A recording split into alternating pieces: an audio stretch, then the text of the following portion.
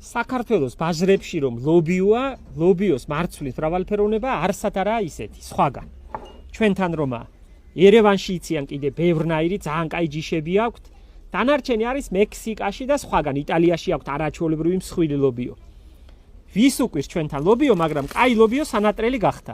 რამდენი ჯიში გვაქვს ნახეთ, რამდენნაირი, რამხელა მრავალფეროვნება. ძალიან კაია ეს ყველაფერი, მაგრამ მე ვპატრონობ და ვუვლი მხოლოდ 3 ჯიშს და ვამრავლებ იმ 3 ჯიშს. ნახე რა კაია. ეს არის შავი გიშერა, რომელიც დაბალი ჯიშია. 7 კვირას ეძახიან, იმიტომ რომ დათესვიდან 7 კვირაში იძლევა უკვე ნაყოფს. არაფრად არ ვარგა მარცვლად. არ უარგა, მარცვალი არა აქვს კარგი, ტაოტივით გამოდის უგემურია, მაგრამ საუცხოა პარკად, წვანეთ მოსაყვანად. დაბალი გიშერა.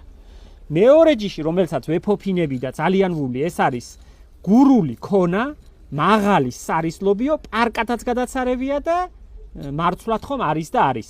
საუცხოო ჯიშია, ძალიან გემრიელია, დიდი გართვა აქვს და ძალიან კარგია.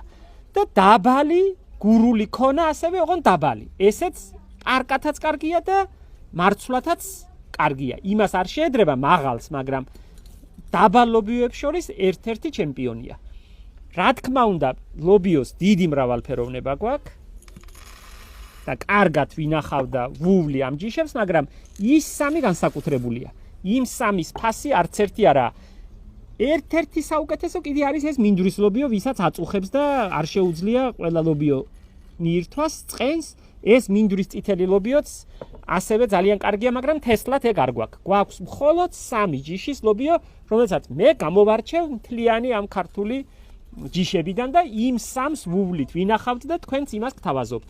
რა თქმა უნდა, დაფასოვებული პარკებში გვაქვს ყველა დანარჩენ ქართულ ბოსტნეულს შორის, ბოსტნეულის თესლებს შორის, რა თქმა უნდა, გვაქვს ის 3 ლობიოც.